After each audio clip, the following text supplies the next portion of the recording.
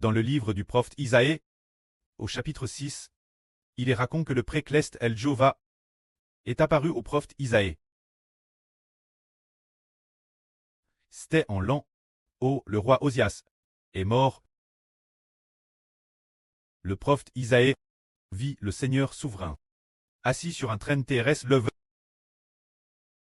Les pans de sa robe remplissaient le temple. Au-dessus du trône, des séraphins se tenaient debout. Ils avaient chacun 6 ailes. Avec 2 ailes, ils volaient. Avec 2 ailes, ils se couvraient le visage. Et avec 2 ailes, ils se couvraient les pieds. Alors, ces séraphins criaient l'une l'autre haute voix. Ah, Saint, Saint, Saint est Jova, le souverain de l'univers. Qu'il est saint. Qu'il est saint. Sa gloire remplit toute la terre. La voix de ceux qui criaient fit trembler les fondations du temple, et le temple se remplit de fumée. C'est ainsi que les séraphins ne cessaient de crier: Joval, souverain de l'univers, est si saint, si saint, si saint. Ils disaient sans cesse: Jova est saint. Et quand nous lisons l'Apocalypse, nous découvrons aussi que les 4 chérubins puissants disent aussi jour et nuit: celui qui est éternellement, qui t'est éternellement, et qui sera éternellement le Jova, est si saint, si saint, si saint. Les anges le proclament ainsi haut et fort. Jova est saint. Alors aujourd'hui nous disons: pourquoi Dieu détournait-il sa face de l'humanité? Pourquoi, en voyant tant de gens se faire tuer, détournait-il aussi sa face? Tant de personnes mortes de la peste, il n'en a cure. Mortes par la guerre, il semble ne pas s'en soucier. Parce que Dieu est saint. Ceux qui meurent de la peste, pour quelle raison est-ce? C'est parce que ils ont commis des PHH. On touche des idoles. On est en contact avec des esprits mauvais. On adore de faux dieux. On adore des esprits mauvais. Et on commis le mal. C'est pourquoi Dieu les laisse prier. Parce que ils ont fait des choses mauvaises. Alors, Dieu semble détourner sa face de ceux qui commettent le mal. Mais, ce moment-là, comme le prophète Isaïe vit et entendit les anges dire: Jova Dieu est si saint, si saint. Alors, le prophète Isaïe dit: malheur moi, je suis perdu. Car je suis un homme aux lèvres impures, et j'habite au milieu d'un peuple aux lèvres impures.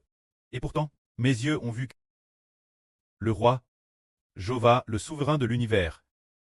C'est ce que dit le prophète Isaïe. Il était un homme impur. Qui a vu le Jova Dieu? Jova, le grand roi. C'est certain qu'il va certainement prier. Il pensait que sa mort était certaine. Mais un ange, un des séraphins, prit avec sa main un charbon ardent, avec des pincettes, de dessus l'autel. Alors, avec ce charbon, toucha la bouche du prophète Isaïe. Et dit au prophète Isaïe: voici, ceci à tout et ever, ton iniquité est enlève, et ton pchach est expie. C'est dire que l'origine de la bouche du prophète Isaïe ne sortait que des paroles impures. Mais maintenant l'ange dit que le péchage du prophète Isaïe est entièrement pardonné. Alors aujourd'hui nous disons qu'auparavant certains de nos frères ou sœurs étaient souvent faibles parce que leur bouche prononçait des paroles impures. Qu'est-ce que l'impuré dire de sa bouche? Je suis si faible, je suis si faible, je ne peux pas faire ceci, je ne peux pas le faire. Faible ici, faible elle, ainsi, c'est avoir une bouche impure. Mais aujourd'hui, nous ne pouvons plus dire en de telles paroles d'incrédulité. Les paroles impures, ce sont les paroles d'incrédulité. Ne pas croire en la GRCE de Dieu. Ne pas croire en la GRCE du Seigneur Christ. Et prononcer souvent ces paroles d'incrédulité. Ne les disons plus, car si nous les redisons, Dieu n'en sera pas satisfait. Car le précleste a dit aux frères Hébreux: Dieu ne prend pas plaisir en ceux qui ont peu de foi. Rejetez ceux qui ont des paroles souilles. Se dire la souillure de la bouche, se dire. Ces paroles d'incrédulite, toutes sortes d'incrédulie. Le Seigneur a déjà été crucifié. La puissance de Dieu rend l'univers et toutes choses. A été manifeste, si. Nous ne croyons toujours pas au nom du Seigneur. Pensant que nous ne pouvons pas y arriver. Ne pouvons pas le faire. Ne disons plus ces paroles, car ces paroles sont des paroles impures. Une fois que nous les disons, si nous ne faisons pas attention, non seulement nous devenons faibles nous mêmes, mais les autres, parce que nous avons prononcé cette petite foi, où ces paroles d'incrédulite sont aussi contaminées, et les autres deviennent faibles. Alors, le précleste ne prendra pas plaisir en nous. Au contraire de notre bouche, nous devons dire des paroles de foi. Ce moment tel, le précleste El Jéhovah, dit ainsi au prophète Saé, qui enverrai-je et qui marchera pour moi. Le prophète Saé dit, me voici. Envoyez-moi. Alors, Dieu dit, va et dis ce peuple, dis-leur. Vous aurez beau écouter, mais vous ne comprendrez pas. Vous aurez beau regarder, mais vous ne saurez pas. Je vais rendre le cœur de ce peuple insensible, devenir dur, leurs oreilles sourdes, et leurs yeux aveugles, de peur que leurs yeux ne voient, leurs oreilles n'entendent, leurs cœurs ne comprennent, qu'ils ne se convertissent, et ne reviennent moi, pour tréguris, c'est dire que Dieu a librement laissé se dire. Laissez ces Israélites, bien qu'ils aient entendu l'enseignement de Dieu, et que leurs yeux aient vu les œuvres de Dieu. Pourtant, bien qu'ils aient entendu, c'est comme s'ils étaient sourds, bien qu'ils aient vu, c'est comme s'ils étaient aveugles, les rendant sourds et aveugles, de sorte que leur cœur ne sait pas revenir Jéhovah. C'est pour cela que le précleste El Jéhovah les a librement rendus sourds et aveugles. Les personnes sourdes ne savent pas comment faire tous leurs efforts. Bien ils ne sont pas physiquement sourds. La surdit ici signifie que, bien qu'ils aient entendu parler de Dieu, mais bien qu'ayant entendu, ils ne comprennent pas, et ne croient pas, bien qu'ayant vu les œuvres de Dieu, ils ne les comprennent pas non plus. Ainsi, ils ne savent pas comment consacrer toute leur vie, et faire tous leurs efforts pour suivre Dieu. Faire tous leurs efforts pour, comme Jacob luttant avec l'ange, gagner l'amour de Dieu, ce sont ceux dont les yeux n'ont pas été ouverts par Dieu, et dont les oreilles n'ont pas été ouvertes par Dieu. Dieu fait que ceux qui sont sourds et aveugles, bien qu'ils aient vu les œuvres de Dieu, mais ne savent pas faire tous leurs efforts pour chercher El Jéhovah. Au contraire, ils vont l'encontre d'El Jéhovah, et vont plus chercher d'autres dieux. Tout comme autrefois, notre frère Héber a autrefois demandé une de démissionner de son travail, afin qu'elle se consacre servir Dieu. Mais, comment dire, c'est le précleste qui a dit au frère Héber de le dire. Mais, cette sœur disait toujours, j'attendrai la fin de la fête du printemps.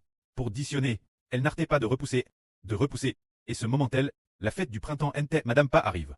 Qu'elle nous avait dit Kitts, pour quelle raison? Bien qu'elle ait entendu la vraie prêche par le frère Héber, et qu'elle ait aussi vu le précleste lui faisant voir, dans une vision le Seigneur Jésus-Christ, tenant la main du frère Héber, et faisant asseoir le frère Héber sur le traîneau du Seigneur, c'est sur la bien vue en vision. Mais, elle n'a pas encore développé un cœur intelligent, ne comprenant pas que le frère Héber est le fils du Seigneur. Comprendre de manière incomplète, ne pas comprendre, faire tout son possible, pour tout abandonner ensemble, afin de bâtir, c'est parce que le précleste a rendu ses yeux aveugles. Alors quel genre de personne est dite avoir les yeux ouverts?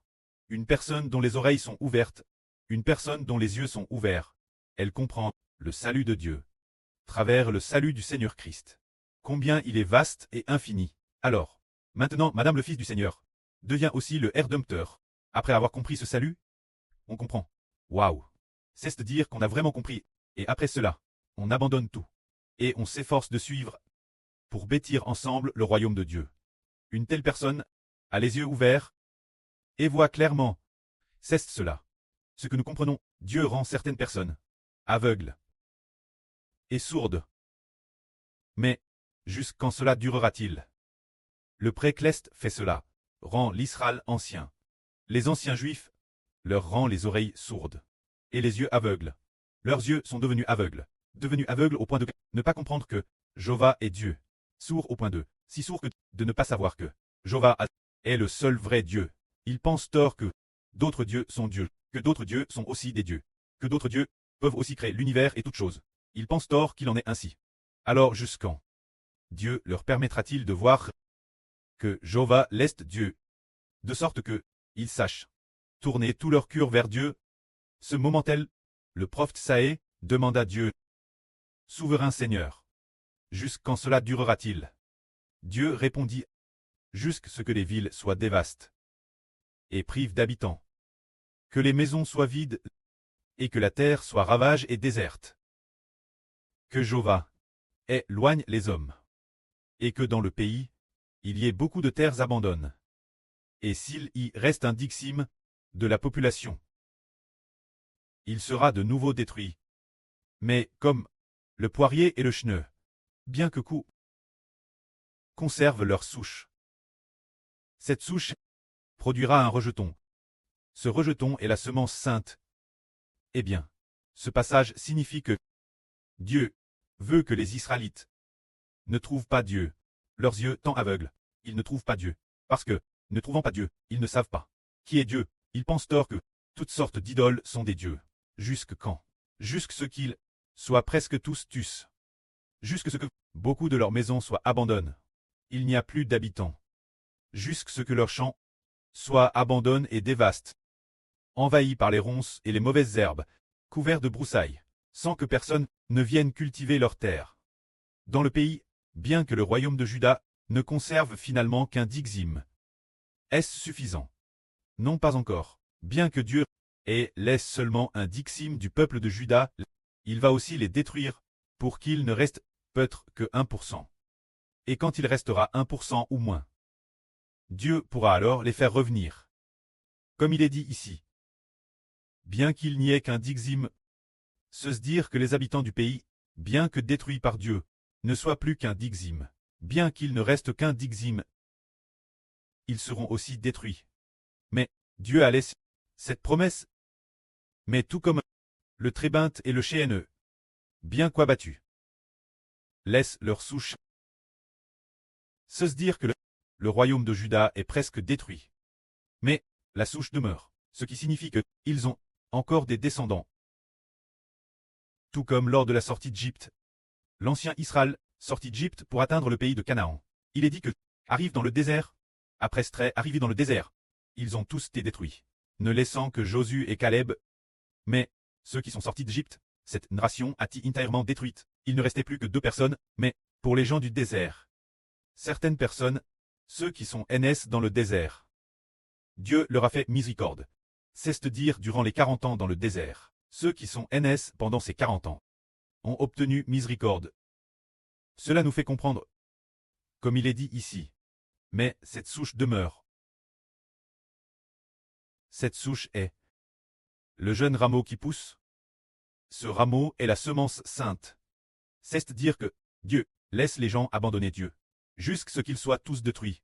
Au contraire, permettant leurs descendants d'avoir l'opportunité de connaître Dieu. Ils ne peuvent pas être sauvés. Mais leurs descendants, eux, sont sauvés. Cela fait référence. L'État d'Israël au Moyen-Orient. Oh, beaucoup de gens ne sont pas sauvés. Mais leurs descendants, lors de la grande tribulation, quand elle sera sur le point de finir, Dieu leur donnera un cœur repentant. C'est ainsi que Dieu, afin d'avoir des descendants saints, des descendants qui l'aiment de tout leur cœur. Dieu n'achète pas tuer un grand nombre de personnes pour que les descendants de ces personnes soient sauvés, mais ces personnels n'ont pas te sauvent. Tout comme cette nation dans le désert. Seuls Caleb et Josué ont survécu, tous les autres ont pris. Mais les descendants de ces personnes, dans le désert, les descendants qui naîtront, auront l'opportunité d'atteindre la terre de Canaan. Que la gloire soit auprès et au Seigneur. Amen.